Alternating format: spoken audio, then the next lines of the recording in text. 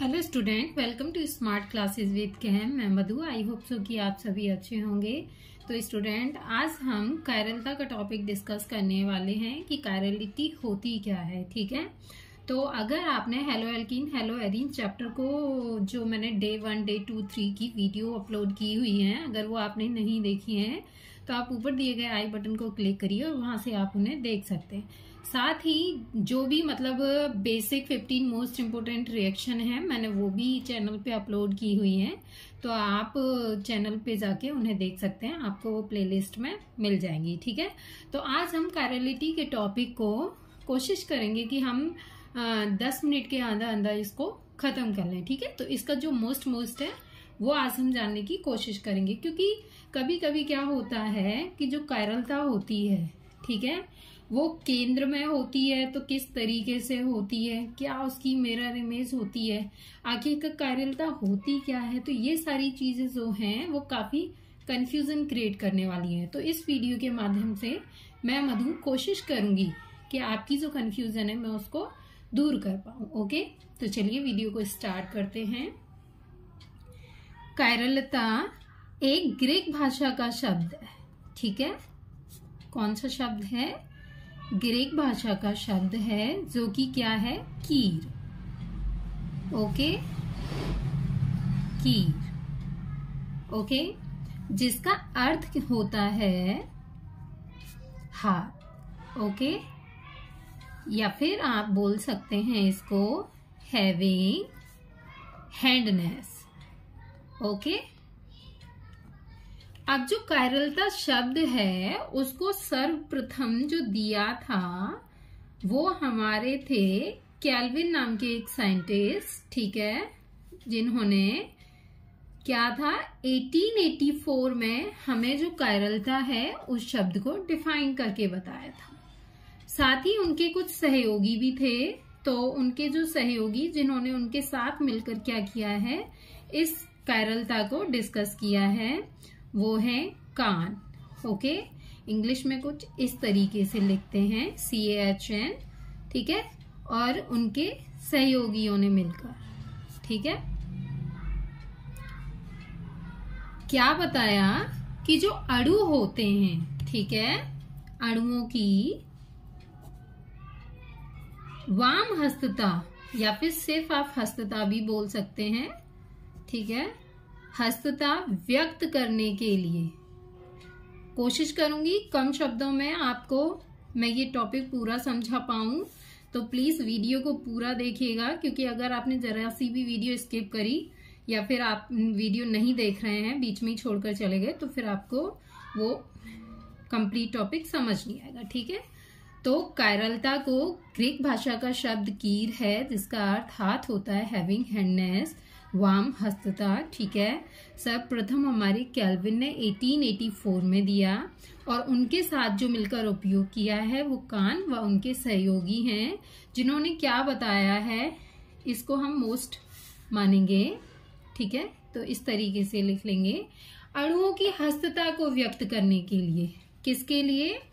अणुओं की हस्तता को व्यक्त करने के लिए उन्होंने क्या है, इस प्रिंसिपल को दिया।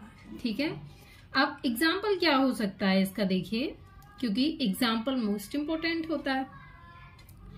जैसे कि हाथों का जोड़ा। ओके,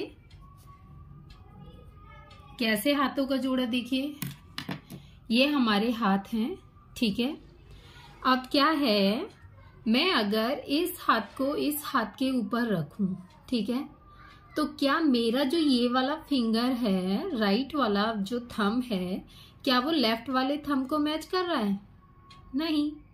क्या मेरी फर्स्ट फिंगर, ठीक है, मेरी लेफ्ट की फर्स्ट फिंगर राइट की फर्स्ट फिंगर को टच कर रही है? नहीं। तो इसका मतलब ये है कि ये दोनों क्या हैं, एक दूसरे के अपोजिट है। ठीक है, अगर मैं इस चीज को ऐसे कर दूं, बीच में मानिए ये एक मिरर इमेज है। ठीक है, ये मिरर इमेज बनाई हुई है हमने।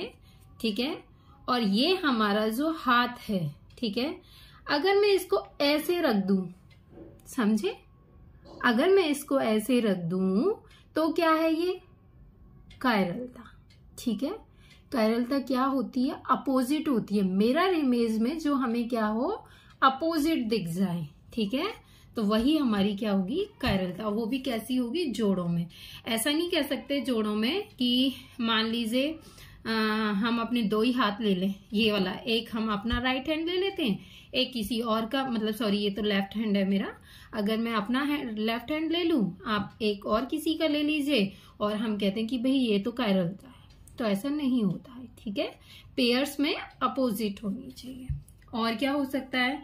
हाथों का हो सकता है, ठीक है, ऐसे पैरों का हो सकता है, दस्तानों का जोड़ा हो सकता है। इनके साथ ही क्या होता है, कुछ लेटर्स भी होते हैं, ठीक है, कुछ लेटर्स भी होते हैं। वो लेटर्स कौन कौन से होते हैं? जैसे कि पी, मिरर इमेज में, अगर मैं मिरर इमेज आपको बना के दिखाऊं तो पी क्या होगी, कुछ इस तरीके से दिखेगी। ओके, तो अपोजिट दिख रही है आपने। ऐसे ही क्या है, एफ, ओके, जे। तो एग्जाम्पल क्लियर है आपके, ठीक है। और देखिए यहाँ पे ये हो गया, ठीक है। अब साथ ही ये जो कायरलता है वो एक वॉन हॉफ जो है हमारे साइंटिस्ट, बहुत ही फेमस हैं, और साथ ही लीबेल, ठीक है, इन्होंने क्या किया, 1873 में जो हमारे कार्बनिक यौगिक हैं, ठीक है, जो हमारे क्या हैं, कार्बनिक यौगिक, उनके अंदर क्या है, कार्बन जो आपने देखा होगा, ठीक है, कार्बनिक यौगिक के अंदर जो कार्बन है उसकी चतुष्फल के प्रकृति के ऊपर इसको डिफाइन किया। कैसे?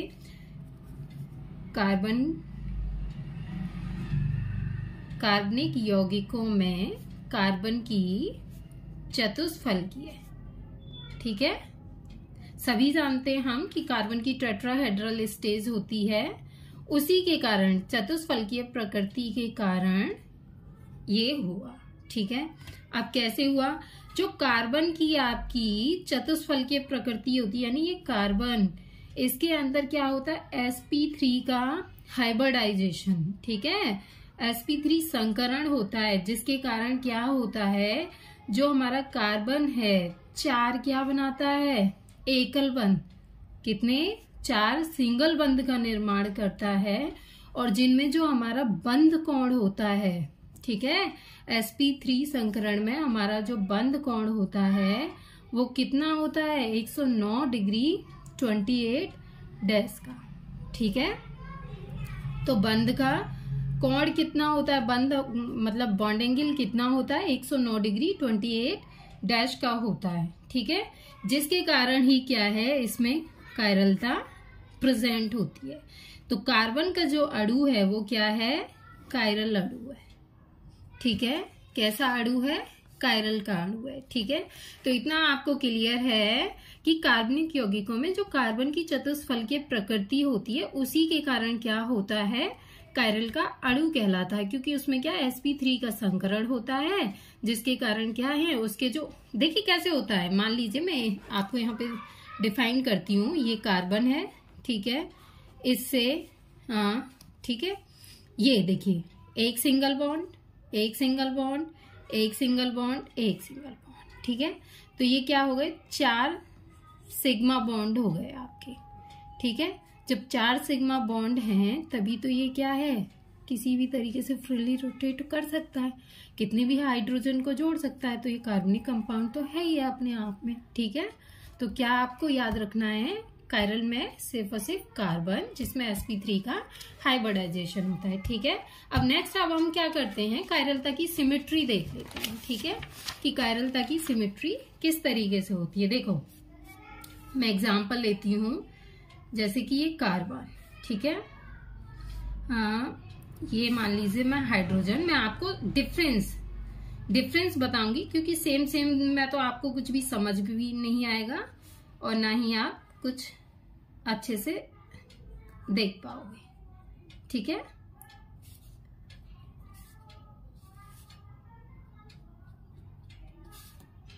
ओके, देखिए मैंने एक एग्जांपल ड्रॉ किया कि कार्बन, ठीक है, H, hydrogen, fluorine, chlorine, bromine, ठीक है। तो सबसे पहले तो देखो, ये आपको थोड़ा सा मैं बता देती हूँ कि ये वाला जो डॉट डॉट डॉट करके होता है, ठीक है, कभी भी आपने कोई भी मॉलिक्यूल की स्ट्रक्चर देखी होगी तो उसमें क्या होता है कि वो मॉलिक्यूल जब रोटेट होता है तो हमें पीछे वाली स्ट्रक्चर थोड़ी दिखेगी तो हमें क्या, हमारी जो सामने रखी हुई होगी वही दिखेगी ना, पीछे वाली तो नहीं दिखेगी।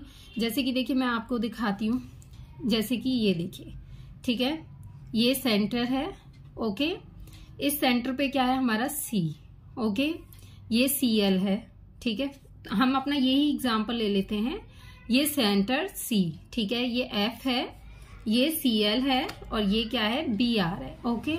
अब ये सिंगल है, इधर H है, अब ये सिंगल है, ठीक है, तो इसीलिए हम इसे इजीली देख पा रहे हैं। लेकिन ऐसे कितने अणु होंगे तो अब हम उनको कैसे देखेंगे जो एक के बाद एक, एक के बाद एक होंगे। जैसे कि for example CH3, CH2, CH2, OH, अब हम इतने तो नहीं देख सकते हैं ना।